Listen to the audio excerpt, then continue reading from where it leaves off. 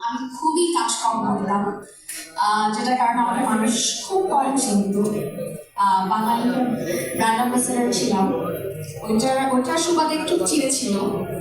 But যখন আমি bachelor পয়েন্টে ঢুকলাম, আমাকে সুযোগ করে দিল ব্যাচেলার অনেক ভালো। কি বলবো, এটা আসলে ভাষায় প্রকাশ করার মতো না। মানে এত এত বড় একটা সুযোগ আমার লাইফে আসবে এবং আমি চিন্তা করিনি। অ্যান্ড এটা যে কিভাবে আমার লাইফ চেঞ্জ করেছে ব্যাচেলারের পরে, এটা আসলে বলে বোঝানো যাবে না।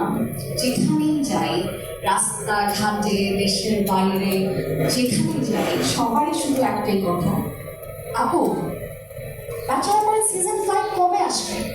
অ্যান্ড সবার একটাই কথা যে অন্তরা আপু আপনার সাথে শুভভাইকে কবে দেখবেন? আপনি আবার কবে শিমুলের সাথে শয়তানি করবেন? শিমুল ভাই কি আমার হাত কাটবে আপনার জন্য?